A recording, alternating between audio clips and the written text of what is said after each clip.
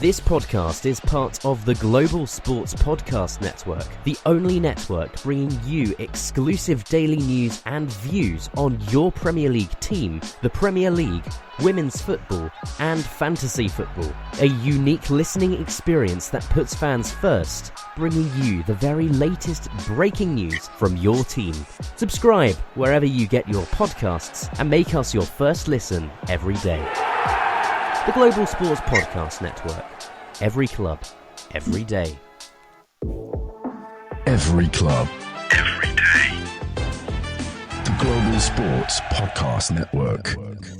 Hello and a very warm welcome back to the Daily English Podcast here at GSPN. It is me, Mikey Thompson, your host today, joined by our American, Polish, I don't know what to call you, but you will officially be a Polish Poland person next week. Is that right?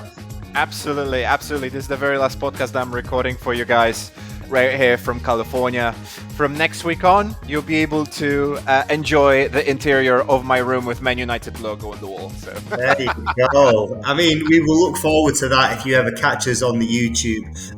What a weekend of football. We are going to take you through all of the weekend's action this episode. But we're going to kick things off straight away with the exclusive the part of the table where everybody wants to be, really, and that is Champions League football. Now, with the Premier League actually having 6 clubs in contention to be in the top 5 places for the Champions League, it is heating up. Liverpool are the only team to have guaranteed Champions League football next year, which is madness considering how far away Liverpool and Arsenal were from the rest of the pack at one point. But now, second place Arsenal look to be in a very strong position, but obviously winning only 1 in 5 matches means they're now looking over their shoulder and they need at least another 3 points to guarantee a top 5 finish.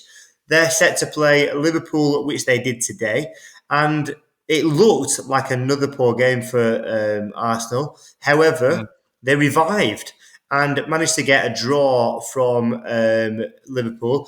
Michał, what's going on in the head of Mikel Arteta at this stage of the season? Surely securing the shop and making sure Champions League football is the only priority. I think what he's got in his mind right now is that he's probably super glad that his squad has pulled off like an almost a comeback. Like, it's not a comeback because of them. That would be a comeback if they won. But obviously, those things couldn't start worse for Arsenal. Like, losing 2 goals like in a very short time. I think like one of the guys from statistics, I think they gave that number somewhere. I'm going to look for it. But in the meantime, there you go, 87. There were just 87 seconds between Cody Gakpo putting Liverpool 1-0 up and Luis Diaz doubling their lead against Arsenal. Mm-hmm. That was super quick. Arsenal, they were basically asleep. And unfortunately, Jakub Kiwior, he was negatively involved in that second goal where he totally did not cover the guy who actually ended up with the assist with the second goal to Luis Diaz. But in the second half, there was a completely different story. And also there is one more thing about, as far as statistics go, that I would like to mention. Mikel Merino is the first Arsenal player to both score and to be sent off in the Premier League match since Pierre-Emerick Aubameyang versus Crystal Palace in January 2020. Wow. There you go. Statistics, ladies and gentlemen. Absolutely. and Arsenal have got it. It was a strange afternoon, to be honest. The Trent Alexander-Arnold being booed by the home fans. I just think, I don't know, there was a lot to it that I thought left to be desired, I guess, from both sides. Arsenal now need, I think, if my maths is right, and it's really hard to understand this, but I think Arsenal need now just 2 points to guarantee, and they've got to play Newcastle next, which is a tricky tie in itself. Let's move on to the City game. Now, obviously, City were on a very good run of 4 straight wins, but a shock result to probably the worst team to grace the Premier League. Against Southampton on Saturday, left them very vulnerable to chasing the teams behind them. What was your make on the Man City and also the Kevin De Bruyne debacle? He's been linked with Napoli this week. I thought he was going to go for like his retirement years, but it seems as though his competitive football is still at the forefront of his mind. Yeah, but maybe that again, like look, as far as De Bruyne goes, I think this could be just the premise of finishing your career while you're while you're in shape, while you're on form. Because there were so many players that decided to cut their careers short because they were off form. But that might be just the state of mind of De Bruyne. Like, to be honest, I do not really want to talk too much about it because it's De Bruyne's really like great final days for Man City, and he will for sure be remembered fondly by City fans. But I actually want to talk about Pep Guardiola here. And to be honest, what was in his mind to bring Omar Marmoush from the bench at the 84th minute, let alone not starting him for this game? Man City, they were playing absolutely narrow. The only player who had any width into his game was Jeremy Doku, who was only introduced in the second, in the beginning of the second half for McAtee. For me, Man City were absolutely shocking. They were absolutely shocking. And yes, Kevin De Bruyne, he was playing well. I guess Ruben Diaz and Akanji as well. But we gotta give it to Southampton too, that they were so desperate to get that one final point, which would make them not the worst team in the Premier League. And that happened. That happened. Like, kudos to Jan Bednarek, although Bednarek, he nearly scored an own goal there. While trying to clear from his own box, and Ramsdale, he just saw the ball off of the pitch, and it did not cross the goal line. So that was lucky. But other than that, crucial point for Southampton, making them not the worst team in the history of the Premier League. Derby County remains the worst team, and as far as Man City goes, I think like Pep Guardiola, he just got hit by his own ambition of trying to overthink his squad, and that came back to bite him in the butt. Yeah, I think you are right. To be honest, they've squandered an opportunity to go level on points with Arsenal as well, and it's left everybody who's chasing those Champions League spots within touching distance. So obviously, it allowed Newcastle to move above City into third, as they had probably the pick of the weekend's fixtures against Chelsea. They managed to beat them 1-0, and they did have a 10 men to do so. And it's given, obviously, I'm not going to go into it, but Nottingham Forest the chance to go fifth if they could beat Leicester City. And obviously, Nottingham Forest squandered a chance at doing that as well, which is going to come into its own. We'll talk about that in more detail later on, what's going on at Forest. But let's talk about the Chelsea game first. Newcastle beat Chelsea. What was your take on? Did you see the sending off? Yeah, I saw the sent off, and to be honest, Nicholas Jackson lost his mind. Yeah, He absolutely lost his mind. Like elbowing someone that way. It was like absolutely okay. I cannot say that it was super deliberate. I do not think that Jackson really wanted to hurt his opponent there. Yeah. But nevertheless, it was careless. It was careless and it was okay, careless or reckless. I guess it was careless. I can just put it careless, and still, when you put that direct elbow, you're just asking for trouble. And to be honest, that is actually interesting because Nicholas Jackson, by this sent off, he has effectively written himself out of the rest of the remainder of this Premier League season. So that could actually have been the last that we've seen of Nicholas Jackson at Chelsea. I also would like to bring one more thing, and that is what Enzo Maresca said at the end of the game. Yeah, I was going to mention this. With a post-match press conference. He said that in situations like that, in stadiums like that, the crowd decides whether it is a foul or not. Mr. Enzo Maresca, you have to watch this replay, man, because you clearly have no idea what you're talking about, and it's ludicrous to say that after such an elbow, the crowd decided anything. Because in other games, the referees were far more lenient in similar situations with similar elbows. and those were not direct send-offs; those were just cautions. Those were just bookings. So Yeah. Enzo Maresca, he was talking absolute malarkey there. Sorry, but there was other manager who actually deserves the credit. The proper manager 101, Eddie Howe. I have to bow down to him. I mean, the second, like he's impressed me from the very moment once I saw him dismantling Arsenal in the Carabao Cup semi-final, like both of those semi-finals. So hats off to Eddie Howe. Yeah, absolutely. He's done a stellar job, and I think they've put themselves in a very, very strong position Yeah. going into these Champions League spots. Now, the other game we did mention was Nottingham Forest against Leicester. It ended 2-2. Leicester took an early lead through Conor Cody. Gibbs White and Chris Wood both on the score sheet to put Forest 2-1 up, and then a huge late goal from Bernadetti's, or I don't know how you say that name, but it's as close as I'm going to get it. Put a huge dent into Nottingham Forest's hope of Champions League football.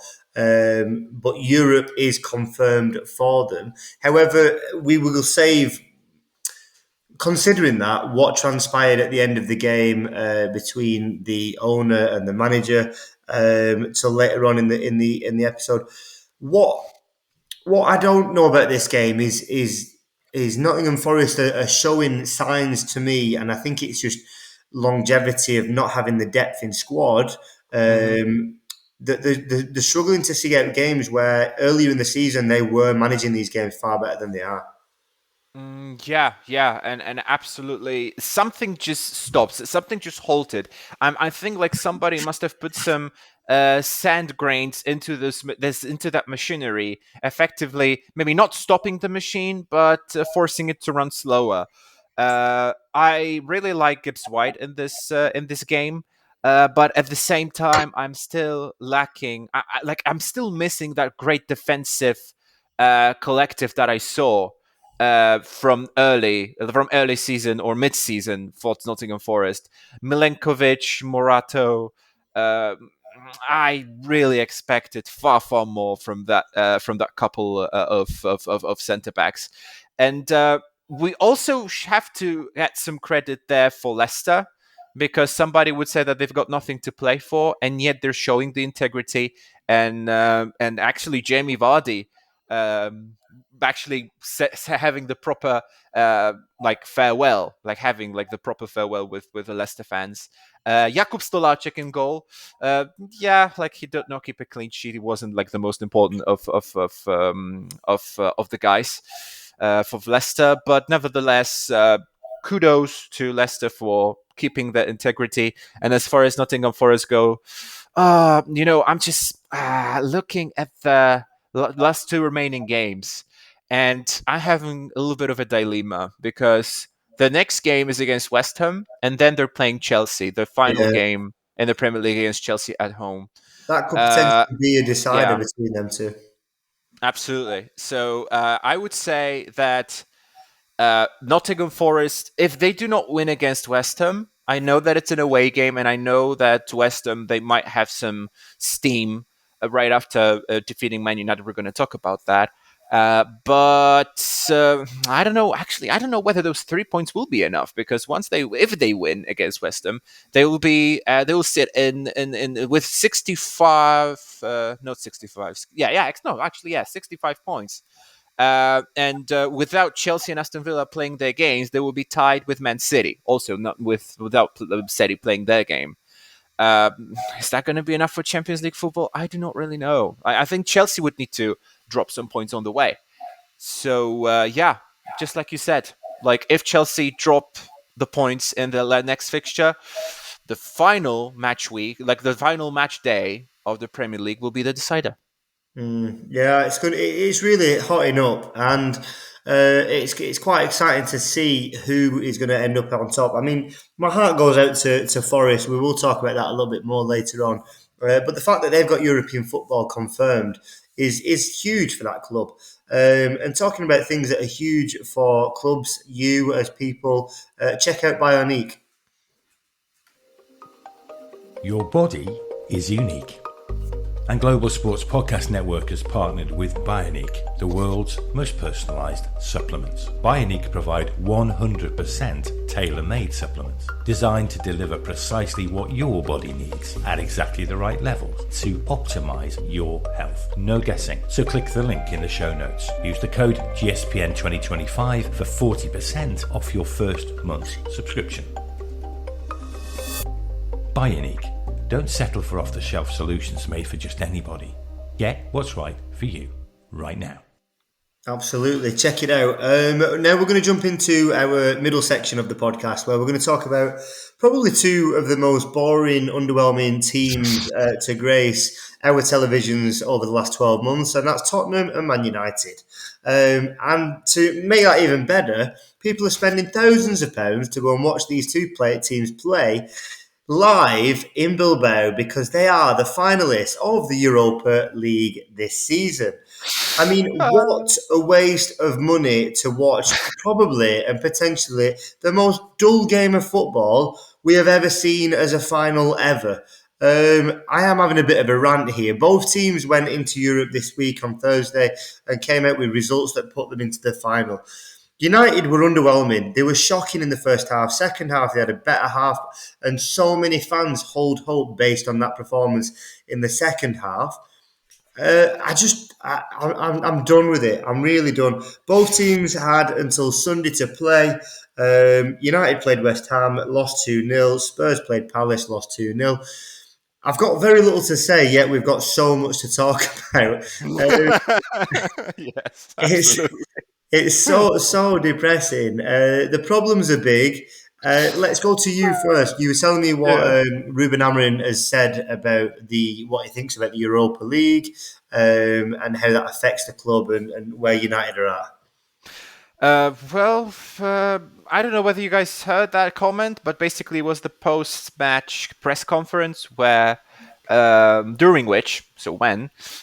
Amorim claimed that Europa League final was not the biggest of the problems in the club. Actually, quite the opposite. He claims that Europa League final is the smallest of problems of the club.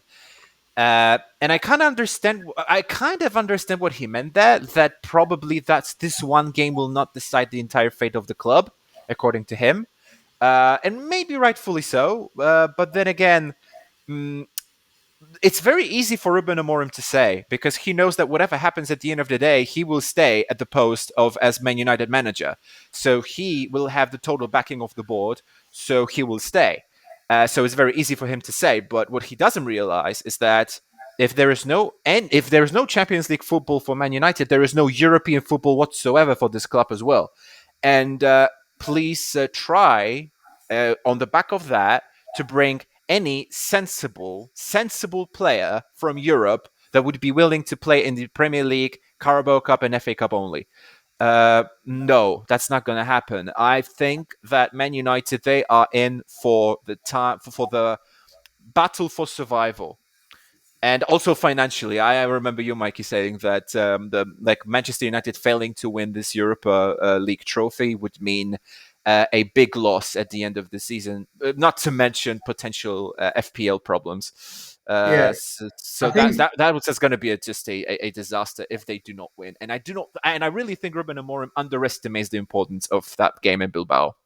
Yeah, I think possibly it's just been tactical with his words, trying to put the pressure on or off, should I say, off his team, so they don't feel like it's do or die. I've got two views though, and I wonder what your opinion is as a fellow Man United fan. One is, I agree, financially devastating, creating an opportunity of bringing players in, devastating because you're not going to be pulling the same kind of player. However, we have had that for the last 5 years where we have qualified, apart from, I think, one season where we didn't. What might be beneficial to this is that you are restricted in the person you can buy, and you can only rebuild a team and restructure a team when you've got the bare bones of a team with you.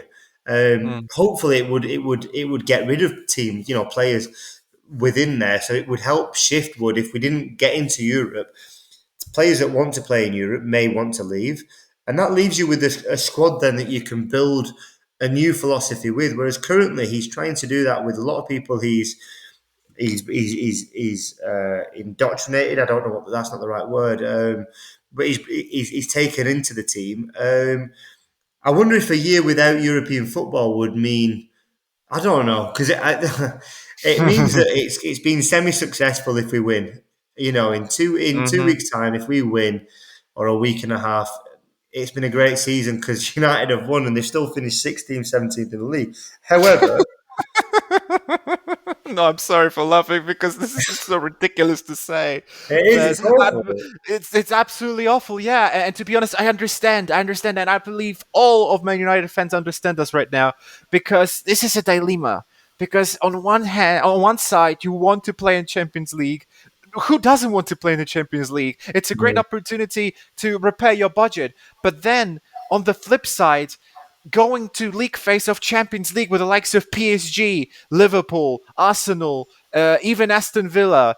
Apologies, I didn't mean to offend. But to go for the likes of such teams and presenting what? The likes of Victor of Lindelof on the final minutes of the game against West Ham, where he loses possession and he could nearly cost us a third goal.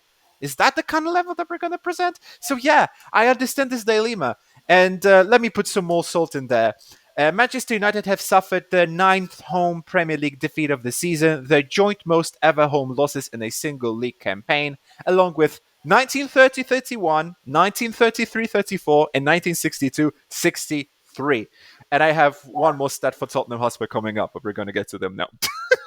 Yeah, I think we should move on to Spurs. And I guess we're feeling what it must feel like to be a Spurs fan. Yep. Yeah, Eze scored twice in his warm up really for the cup final, and they dismantled Tottenham Hotspur, and deserved win. I don't think there's much to say about the game. It was a comfortable win for Palace.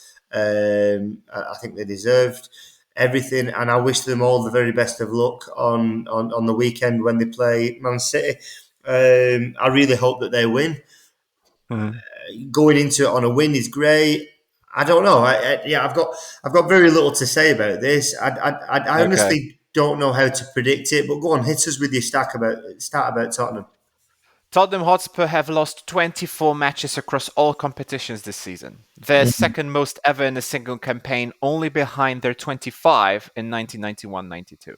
So we have those two stats with Man United losing the 9th home Premier League game, Tottenham Hotspur overall losing 24 matches across all competitions this season. And then you look at the Europa League final, and to be honest, I think it would be very unfair for Postecoglou to be sacked right after the Europa League final if Tottenham loses. It's going to be super unfair. Out of those two managers, Ruben Amorim and Postecoglou, I think that this situation should be flipped. I think that Ruben Amorim should be fearing for his position and Ange Postecoglou should be given more time. And somebody would say that, but Amorim has just been brought into the club. Well, maybe. But I'm sorry, but you should expect more from Man United than I think you can expect from Tottenham Hotspur, because I'm going to just, take a little bit of I'm going to take my lesson from history, and I'm just going to say that name me a manager who's going to win anything with Tottenham Hotspur. Really, because they couldn't even do it in their best season yet, I think. 2018-2019 when they reached the Champions League final and they were super close into achieving the immortality and winning the very first trophy in a long time. And that would be, and that one being Champions League. Well, they failed to Liverpool. Maurizio Pochettino couldn't do it. Jose Mourinho couldn't do it.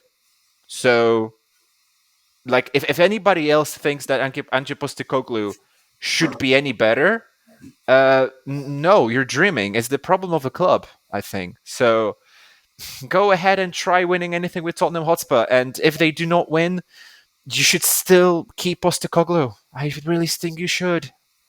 On the back of the entire season.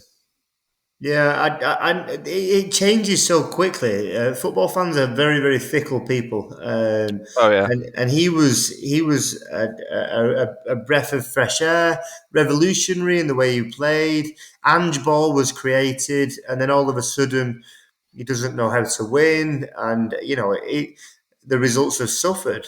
I think both teams are ready for the Premier League season to be over, and Hmm. both teams have an opportunity to earn the trust of the fans or respect of the fans a little bit longer by winning that final. But that's all it is. I think it's just gaining a little bit more time before fans start to come down on them. Yeah. It's a poor Yeah. showing from both teams. It's bound to be a poor final. If you go into it, I'm really sorry for you guys. Um, Best of luck to both teams, as we'll find out. But And what don't we and don't call us. I'm sorry, and don't call us about the refunds. yeah, No refunds. absolutely. No refunds. No refunds available. But what we do here at GSPN is make sure that we choose the complete opposite of the choices that Tottenham and Man United have made this year. And we make sure that our platform is the very best to deliver the best podcasts available. And that's why we chose Zencaster. Here at the Global Sports Podcast Network, we spent a lot of time selecting our delivery platform. Zencaster came out as the clear winner, with 4K video recording from your phone, AI editing that automatically removes all those ums and ahs. It's super easy to start a podcast that sounds great and is delivered efficiently. If you're ready to tell your story, check out the link in the description to learn more about Zencaster. Check it out. You should know it all by now, but if it's the first time that you are listening to us, we have multiple podcasts for every football team, women's football, fantasy football. We've got the lot. Check out GSPN. And if you fancy starting a podcast, Zencaster must be your choice. We are going to conclude today's episode, our review of the Premier League season, which sees Arsenal, Newcastle, Man City and Chelsea filling up those Champions League spots. But will that be the same come game week 38? It all remains to be decided, and I'm very excited to find out. However, we do want to quickly talk about our highlights of the weekend. As the Championship is settled and the relegations are settled, we want to share with you what we think were standout moments from this weekend. So, Michał, first with you, can we talk about what you thought stood out from this weekend? Well, it's going to be pretty subjective, but I'm trying to also be creative about this stuff. So I will go for something which is not super obvious, because I think that there is a good potential talking about Bournemouth Villa, like in a little bit more detail. But other than that, I think the game Ipswich-Brentford had some highlights, and they were not particularly positive ones. And that's going to be, again, the level of refereeing and the level of VAR in terms of the rule of when there is a penalty and when there is no penalty. The game between Ipswich Town and Brentford. Brentford, of course, looking to still be in contest for the European spots in the Premier League. And I just have to say that what has happened in that game, at least twice, Brentford was denied a penalty for a clear. I would even say, like, I think in wrestling they call it like a leg chop, where you basically move like like you use the entire mass of your body to hit against the legs of your opponent, and the opponent just goes down, or just basically just suplexing your opponent. And this is exactly what happened in the penalty box of Ipswich. And twice did the referee just deny those penalties. So that is absolutely disgraceful. Not to mention that VAR also took a look at that. You guys took a look at that, and you saw that it was just clear as day. And I do not really understand like what else you have to say and what else you have to do. in this penalty box to actually get granted a penalty after that. So just to on that really quickly, this has come out from the Premier League. So the referee's call of no penalty to Brentford following the potential holding offence by Greaves on Van der Berg was checked and confirmed by VAR. Apparently, the reason they couldn't make the decision was because the contact between the players occurred before the ball was in play. It doesn't change anything. Well, so what? So what? I mean, like, I presume that this is like from some official statement, right, of the Premier League. Yeah. So freaking what? So what? The ball, like it was before the ball was in place. So what? It cost. It cost like he put his hands on him. That was a typical wrestling move. In wrestling, like, you actually got a cheer from the crowd, but it's not wrestling, folks. It's football or soccer. I'm sorry, guys. So that should be penalty. And that is why I'm just absolutely stunned. And also, like, another thing which was pretty much of a shocker to me, but I think, like, it doesn't have to do with with football and with soccer. It has something to do with really bewildering behavior from Ipswich security guards, who decided to take some of Ukrainian fans' flag of Ukraine that he brought to the stands because he wanted to cheer for Yarmolyuk, who is Ukrainian, who plays for Brentford. His flag was taken from the security guard because the Ukrainian flag has been deemed as political. So good luck to you, Ipswich security, for considering Ukrainian flag to be too political. Yeah. It was just a shambles. It was just absolute shambles. I wish this game never happened. And ironically, it's my highlight. So there you go. I think it's a valid point, and especially talking about the penalty or not penalty. The Arsenal Real Madrid second leg sticks in my brain because there was a penalty given in that was 100%. Just a very standard coming together in most Premier League games, and they gave that. So I think what we're lacking is consistency in these decisions and why they're being made. But yeah, it didn't change much in that game for Ipswich, let's be honest, as their season is pretty much done. I think mine's going to go to Nottingham Forest, and it's to do with the coming together at the end of the game. Marinekas, the owner of Forest, came onto the pitch and was visibly angry at full time with Nuno Espirito Santo. I'm a bit shocked. This result meant that they had guaranteed European football. When that owner was sat in a room at the start of the season, writing down the objectives for Nottingham Forest, European football would not be on that list. It wouldn't. And the fact that they are there and he is so angry, I've got two ways of looking at it, and I'm trying to be as positive as I can. The first way is that they have now got to a position where they are demanding results and where they want to succeed. And his expectations are so high now, and that's not a bad thing for a football club. My other side of it, flip side, is that maybe he's got a bit carried away and he's lacking perspective on where the club have got to this season. And following the results in other games and the opportunities that Forest had with this game and the fact that they were 2-1 up, maybe he's let the heat get to his head because it's been 25 degrees in the UK today. And he's let that vent. But I also think you can't do that on the pitch. You've got to do that behind a closed door and speak properly. So I do think that there's an apology required there, regardless of your position at the club and your motive for making that obvious. I don't know what your thoughts were.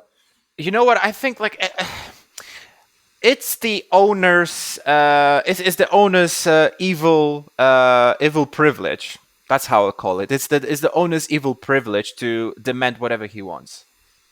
That's this. That's because he's the owner. So if he had bigger expectations as the season, if his expectations grew as the season was going on, that's his right. That is the right of the owner of a football club. But the way how he tackled it was disgraceful. If he had any objections towards the work of Espirito Santo, he could have done it in the tunnel. He could have done it in the dressing room. He could have done it in a far calmer surroundings of, for example, his office. Like, he could have done it there. So if he was disappointed that Forest did not get those 3 points to the end of the game, he had all the right to. But the way how he handled that is just disgraceful. Because, like, what's the point of airing dirty laundry in public? Yeah, I In that agree. I was just situation? thinking, like, what strategically, if he logically thought about going into that situation, Yeah. what's he going to gain by doing it? And I guess it wasn't. I think it probably was more emotive and impulsive. And unfortunately, he's got to live with that. And hopefully, if he is a good owner, he will have the decency to be able to apologise for maybe not what he said, because he might believe that, but for how it was done, how it was delivered, as you say. I think it's been another interesting weekend. I can tell you that it's going to go until the death before we find out who gets those esteemed 5 places at the top of the Premier League. It's all to play for, and if you want to find out the latest news and up-to-date information, make sure you tune in to your daily English Premier League podcast. As always, it's been an absolute pleasure doing a podcast with you. I will wait until the final week to have you back on the review show. But for now, Michał, it's farewell from us. Thank you guys so much, and I'll be coming to you from Poland from next week on. So, and you guys, you stay safe, and we will be back with another podcast every day for you guys to tune into. Every club, every day. The Global Sports Podcast Network.